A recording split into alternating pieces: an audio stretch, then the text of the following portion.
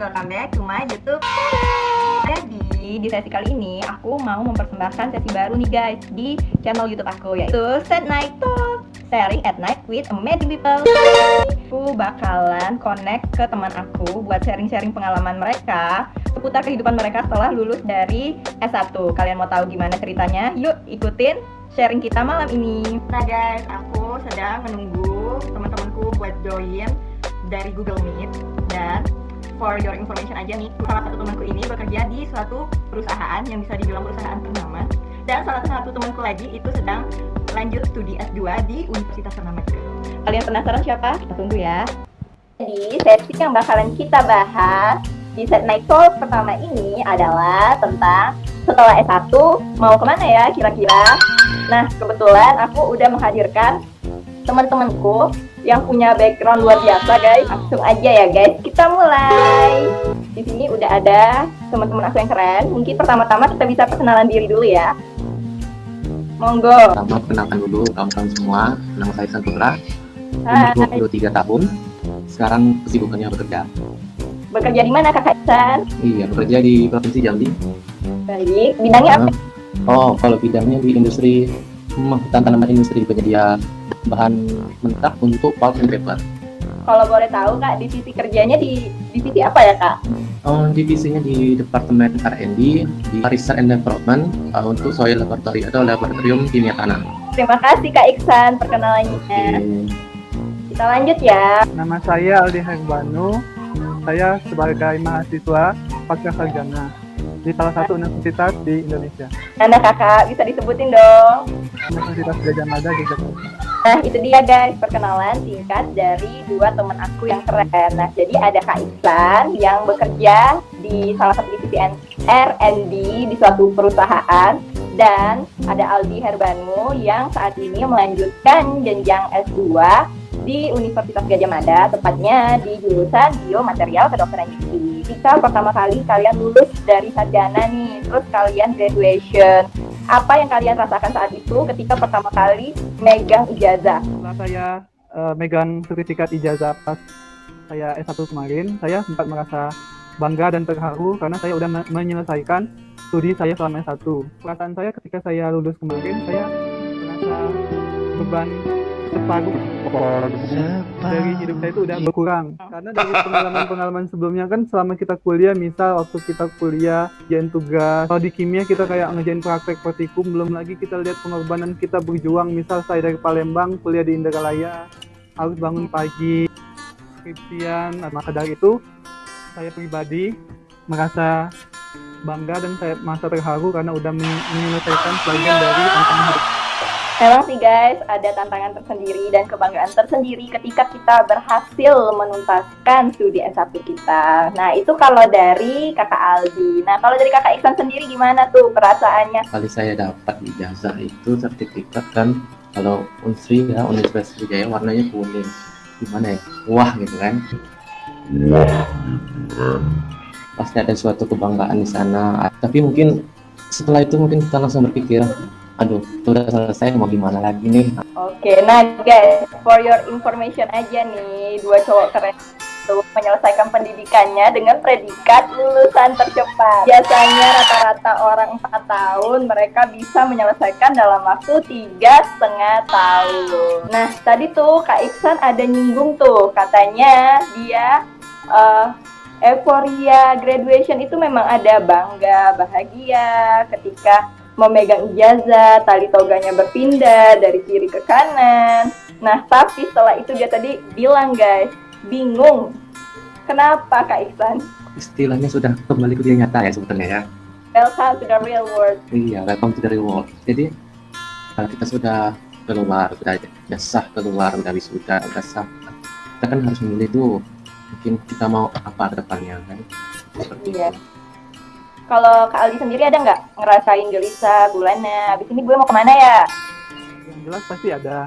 Tamat kuliah pasti kita punya suatu pikiran tersendiri untuk kedepannya kan. Baik itu kita mau lanjut studi, bahkan mau menikah, atau mau ke karir pekerjaan. Untuk saya secara pribadi, saya pasti ada kegelisahan setelah saya tamat kuliah. Memang awalnya di awal saya bangga setelah saya tamat dinyatakan lulus dari S1 saya dulu. Tapi kemudian setelah saya lulus, beberapa hari saya sempat berpikir saya mau lanjut kemana ya, terus kemudian mau bekerja apa ya, seperti itu. Ya, perasaan gundah gulana mau kemana setelah itu. Sama sih, aku juga kayak merasa setelah lulus dari sarjana itu ada di depan gerbang Unsri tuh, seolah-olah terus ada persimpangan jalan. Habis ini aku mau kemana ya, mau lanjut S2, mau kerja, ataupun mau bangun bisnis, bingung kan tuh. Nah, kalau dari kalian sendiri gimana sih akhirnya bisa memutuskan? Kayak Iksan tuh, oke, gue lanjut kerja nih, atau kayak Aldi, aku lanjut S2 nih.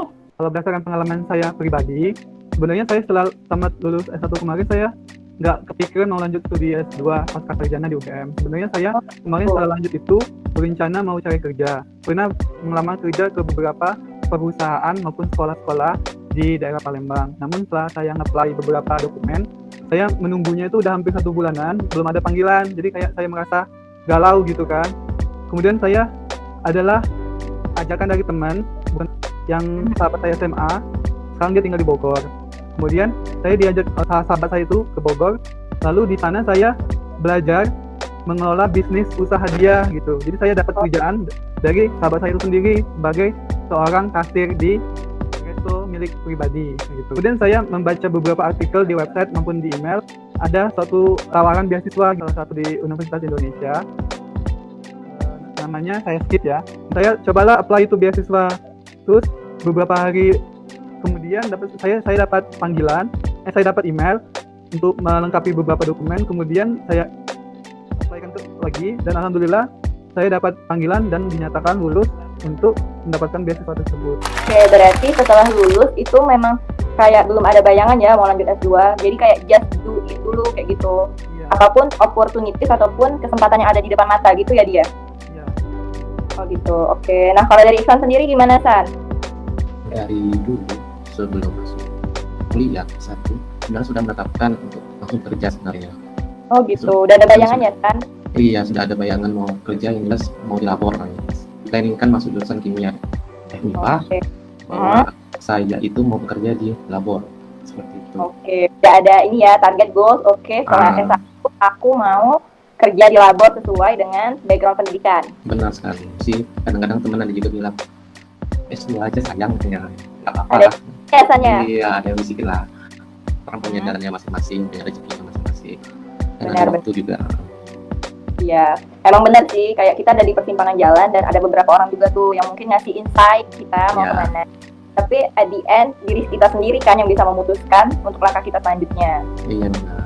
Nah, Oke itu guys, jadi kalian bisa mulai nargetin juga dari sekarang setelah S1 kalian itu mau kemana sih. Nah atau buat kalian yang masih bingung nih mau ngapain ya aku sudah megang ijazah, kalian juga bisa kayak Kak Aldi lihat opportunities ataupun kesempatan yang ada di depan mata. Jangan pilih-pilih dulu atau gimana guys, karena mungkin dari satu langkah kecil itu bisa mengubah langkah-langkah kita selanjutnya. Pastinya dong setelah S1 semuanya itu nggak berjalan semulus sinetron, betul nggak tuh? Nggak semudah itu tiba-tiba Kak Iksan dapat kerja, tiba-tiba Kak Aldi dengan mulusnya kerja langsung S2, pasti ada struggle ataupun penolakan-penolakan yang kalian dapatkan.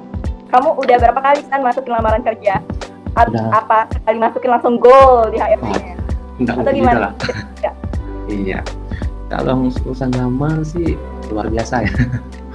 Mungkin bisa setiap hari itu apply dari rumah. Get email, kita cari emailnya HRD itu di mana kan. Walaupun dia nggak buka lowongan nih, pernah gitu. Dia nggak buka lowongan, tapi ada emailnya tertera di sana. Aku apply juga. Oh tetap masukin ya saat Iya, walaupun bukan lowongannya kita, mungkin saya tahu rezeki kan, tiba-tiba oh dia ada yang apply nih, ternyata saya nggak tahu kan. Gitu. Iya benar. Cari opportunity ya kakak. Iya, kesempatannya kan harus ada. Kita yang buat kesempatan juga kan bisa. Wah, mantap. Kita yang buat kesempatan juga bisa guys. Bukan Iya. cuma itu. Iya, Itu buat today dari Kak Iksan. Semua apply itu langsung diterima. Oke dipanggil wawancara atau ada yang maaf, reject kayak gitu. Atau nggak ada pemberitahuan nih sama sekali terus kayak nunggu. Ya kalau panggilan sih bisa dihitung kali ya. Ini dipanggil berapa dari ratusan apa nggak tahu kan itu. Jelas kebanyakan sih emang rata-rata nggak ada balasan ya. Nggak ada pemberitahuan lebih lanjut misalnya atau kita mundur kah, kita memang nggak dipanggil atau kita bukan kriteria. Tapi ada memang beberapa perusahaan yang mengemailkan maaf Anda bukan kriteria kami, mungkin semoga di perusahaan lain beruntung seperti itu. Atau kalau cerita pun aku dipanggil untuk tes itu mungkin nggak sampai 10 kan. Oh gitu. Nggak sampai Jadi 10. satu bahkan yang dipanggil cuma nggak nyampe 10 ya San? Nggak sampai 10. Terus gimana rasanya ditolak kayak gitu? Kamu langsung down atau gimana San? Atau udah biasa aja? Kalau pertama kali sih aku dipanggil nih sampai ke tahap wawancara, kalau boleh cerita. Pertama kali itu saya ngelamar dari CDC Unsri. Itu dipanggil sampai ke tahap wawancara. Cuman katanya iya, pertama kali sampai wawancara. Namun dibilang menunggu 2 minggu katanya. Wah, kata-kata menunggu 2 minggu. 2 minggu cuman ya nggak ada kabar kan. Jadi ya daripada kita menunggunya tidak pasti, bahkan selang-selang 2 minggu itu tetap apply kita. Jangan hanya menunggu saja. Ya terbuang waktu berapa jam kan. Kita menunggu itu saja. Walaupun kita mungkin ada kesempatan ya atau chance di sana, cuman ya kita harus buat planning backup lah. Kalau misalkan memang nggak keterima di sana, kita ada punya backup untuk tes tempat lain lagi seperti itu. Siap. Nggak boleh pantang menyerah lah, kalau ngelamar pekerjaan nggak boleh pantang menyerah. Itu guys, dengerin yang lagi galau-galau sekarang, baru pertama kali ditolak. Jangan pantang menyerah dulu tuh kata Kak Iksan. Mentalnya harus kuat. Tamat S1 itu mentalnya harus mental kuat. Ya, Karena kita welcome to the real world guys. Nah, kalau dari Kak Aldi sendiri gimana Kak? Itu mulus-mulus aja ngurus beasiswanya atau ada struggle juga? Sama seperti Kak Ihsan, saya juga ada kendala. Ketika saya pergi ke Bogor, saya itu dapat sebelum saya pergi ke Bogor kan saya masih bingung kan, tuh belum ada kejelasan saya mau kuliah atau mau kerja. Nah, ketika saya di Bogor, barulah dapat panggilan dari perusahaan si X atau si B untuk panggilan tes maupun tes wawancara. Tapi saya lagi tidak sedang di kota asal, jadi saya mohon maaf saya tidak berhalangan hadir, jadi saya tidak ikut tes tersebut. Jadi setelah saya melihat peluang opportunity yang lain, saya melihat beasiswa yang tadi setelah saya jelasin sebelumnya, itu saya mengikuti tes universitas. Jadi saya ikut tes universitas itu ada 2 universitas yang saya ikuti. Yang pertama Universitas ITB, sama yang kedua Universitas Gadjah Mada. Di kedua universitas itu saya lamar di jurusan yang berbeda. Kalau yang di ITB di GT, pangan. Kalau yang di UGM yang biomaterial tadi di ilmu kedokteran gigi. Nah itu dia guys, sharing dari Kak Iksan dan Kak Aldi tentang gimana rasanya ditolak. Ataupun penolakan-penolakan itu biasa ya guys, kalau kita after S1 itu nggak ada jalan yang lurus-lurus aja. Jadi kayak pesan Kak Iksan tadi, jangan pantang menyerah, terus coba apply sana, apply sini, sampai kalian ada panggilan. Oh juga kalau misalnya di panggilan itu belum rezekinya, mungkin kita bisa memperbaiki diri dan review lagi nih, apa nih yang kurang dari aku dan bisa aku perbaiki ke depannya ketika wawancara selanjutnya ataupun tes-tes selanjutnya. Nah, kalau dari Kak Aldi tadi itu opportunity ya guys, tentang opportunity. Sama mencoba di beberapa hal, coba di beberapa universitas sampai nanti dapat rezekinya di mana. Jadi the keyword is trying, right?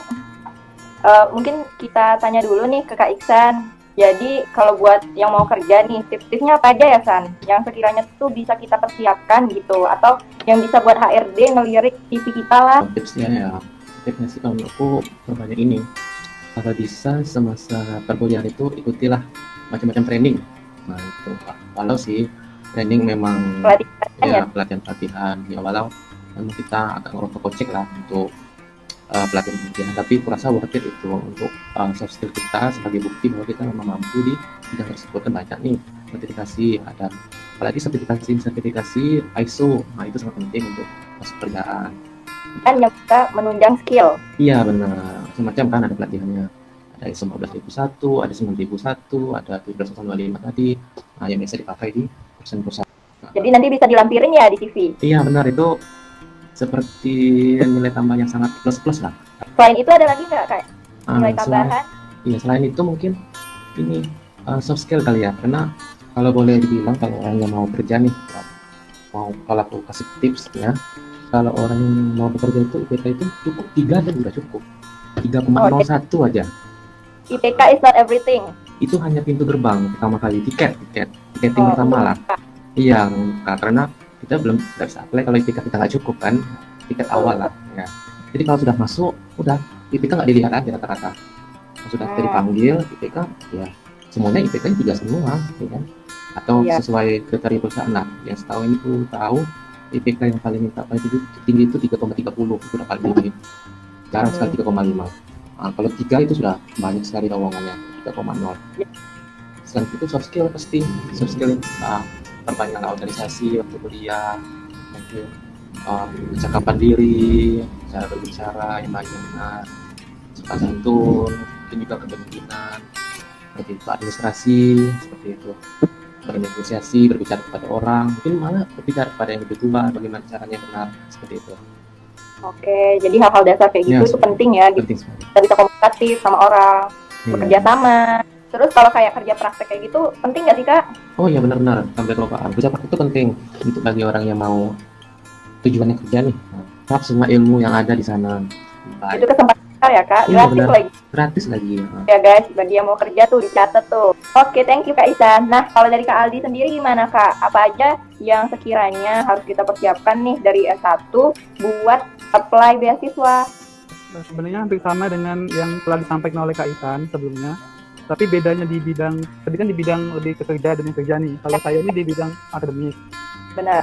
Bedanya yang pertama kalau kita mau apply suatu universitas, apalagi suatu beasiswa, jelas kita butuh IPK, tapi IPK-nya itu tidak harus di atas 3,5, bahkan 3 aja itu udah cukup Pak, udah cukup untuk apply suatu universitas. Tapi kalau untuk beasiswa kemungkinan besar IPK yang dibutuhkan lebih dari itu.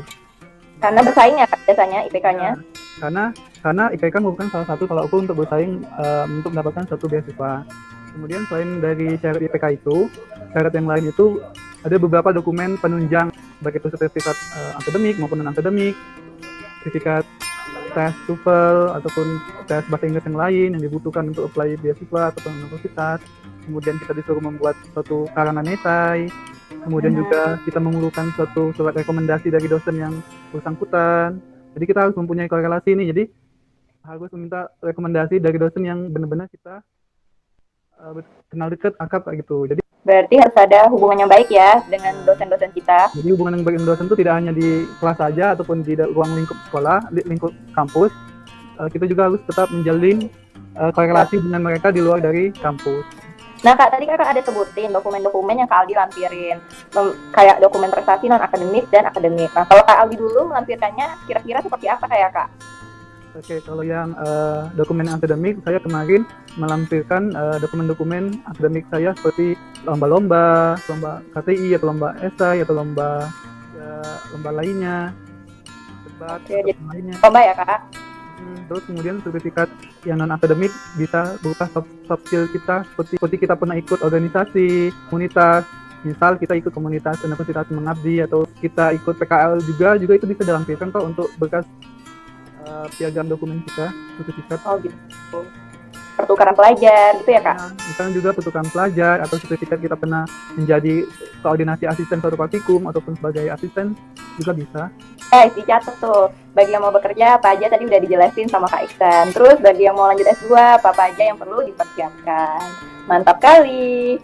Nah oke guys, kan sekarang nih alhamdulillah Kak Iksan udah bekerja di laboratorium R&D sesuai dengan impiannya. Terus Kak Aldi sudah bisa melanjutkan studi S2-nya dan bahkan langsung lanjut ke studi S3. Didoakan ya guys. Nah gimana sih perasaan kalian?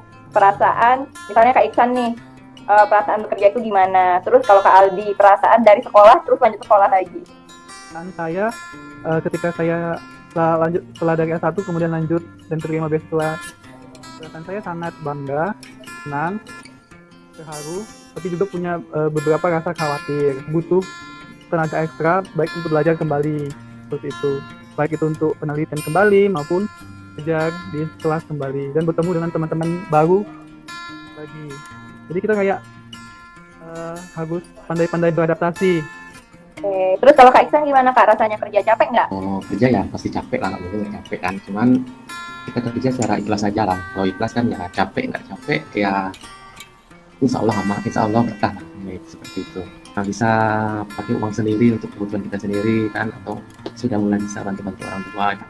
Itu guys, pembicaraan kita udah lumayan lama ya dari tadi, tapi sangat-sangat informatif sekali dari Kak Iksan dan Kak Aldi. Nah, jadi kalian kalau misalnya penasaran bisa tanya-tanya di komen, atau kalau misalnya kalian mau forward langsung ke mereka, bisa ke Instagram Kak Iksan dan Instagram Kak Aldi. Sangat inspiratif sekali kan obrolan kita malam ini di Set Night Talk. Nah, mungkin sebelum menutup sesi ini, buat Kak Iksan sama Kak Aldi, mungkin ada pesan-pesan nih yang pengen disampaikan ke adik-adik yang mau lanjut kerja ataupun lanjut S2, dan atau yang sekarang masih bimbang, tuh aku mau lanjut S2 atau mau lanjut kerja. Mau nggak Kak Iksan? Kalau yang bagi yang masih bimbang nih, mau kerja atau mau S2, pikir kembali ke diri kita lah. Aku mungkin pengen lanjut S2, berarti tetapkan hati untuk lanjut S2. Kalau sekiranya pemikirannya bagusnya kerja dulu deh, fokus, tetapkan hati, lanjut mulai apply pekerjaan-kerjaan. Nah itu kalau bagi yang bimbang. Kemudian kalau tips-tips mungkin udah banyak tadi yang kakak bilang tadi pas sebelumnya untuk bekerja, cuman saran saya sama kakak untuk yang mau kerja harus siap-siap. Salah juga kan, harus ngadapin orang, ketemu atasan. Salah itu wajar, cuman kita harus bisa menyelesaikan permasalahan. Kalau baru kan kita mungkin belum tahu cara di sana bagaimana, atau berkomunikasi dengan orang-orang di sana bagaimana. Jadi kita harus mau belajar, improve diri. Kita kalau bisa kita usahakan sebaik mungkin untuk belajar secepat mungkin di tempat yang baru, atau tempat kerja yang baru. Seperti itu teman-teman, adik-adik semua mungkin yang masih kuliah, yang masih mencari apply pekerjaan, terus semangat. Rezeki itu tidak akan kemana, yakin saja. Yang jelas kita terus berusaha, kemudian terus berdoa, yang terakhir pasti tawakal. Itu aja sih. Oke, thank you Kak Iksan. Nah, kalau dari Kak Aldi, apa tuh Kak pesan-pesan nih buat teman-teman semua? Baiklah, saya tambahin beberapa poin lagi sedikit. Sebenarnya saya masuk ke dunia pendidikan pasca sarjana kan belum terplanning. Jadi saran saya sih, dengan adanya video ini, semoga kalian yang melihat atau mendengarkan video ini semoga terinspirasi ataupun termotivasi agar dari yang kita tadi masih bingung ataupun labil, jadi kita sudah terencana ke depannya gitu. Jadi yang seperti saya ya, yang tadinya belum tahu apa-apa, kalian harus udah punya planning. Cara pertama harus planning dulu, kalian mau fokus ke kerja atau ke dunia pendidikan. Tapi kalau kalian masih benar-benar bimbang, kalian harus benar-benar banyak bertawakal atau berikhtiar dan minta restu orang tua, karena ridho mereka yang menentukan. Oke. Dan apabila kalau misal planning kita tidak sesuai dengan harapan, ya kita tidak boleh maksudnya kita tidak boleh kecewa ataupun berkecil hati. Jadi kita kayak jalanin aja, mungkin itu jalannya atau yang diridhoi oleh Allah SWT atau oleh Tuhan yang Mungkin untuk informasi aja, kalau aku kan alhamdulillah beruntungnya kerja sih linear nih dengan jurusan. Kadang-kadang kan jangan, kalau misalkan ada opportunity, ada kesempatan, ada chance di sana, misalnya walaupun nggak linear, dicoba aja. Saya tahu ternyata passion kita di sana, itu tidak menutup kemungkinan. Gitu. Jangan takut mencoba ya. Jangan takut mencoba, walaupun tahu memang rezekinya di sana itu kan, kita aja yang nggak pernah ngelirik bagian sana. Benar. Oke, thank you Kak Iksan. Nah, itu tadi guys sharing dan sharing informatif dengan kakak-kakak kita yang keren. Nah, mungkin aku mau nambahin sedikit nih dari pesan-pesan Kak Iksan dan Kak Aldi. Itu benar sekali guys. Kadang apa yang kita inginkan, kalaupun belum terwujud, mungkin Tuhan ataupun Allah SWT itu punya rencana yang lebih baik buat kita. Jangan mudah kecewa ataupun kecil hati. Tetap berusaha dan berdoa. Dan satu lagi nih, jangan pernah bandingkan proses diri kalian dengan teman-teman kalian di sekitar. Karena percayalah guys, bahwa setiap bunga itu mekar pada musimnya masing-masing dan pada waktunya masing-masing. Oke, thank you buat Kak Iksan dan Kak Aldi yang udah meluangkan waktunya nih di malam minggu. Thank you Kak Iksan dan Kak Aldi. Oke, terima kasih. Terima kasih dan bukan. Iya, nah terima kasih juga guys buat kalian yang udah nonton video ini. Semoga sharing dari Set Night Talk ini bisa menginspirasi kalian. Oke, segitu dulu video dari kita. See you at the next video. Bye-bye.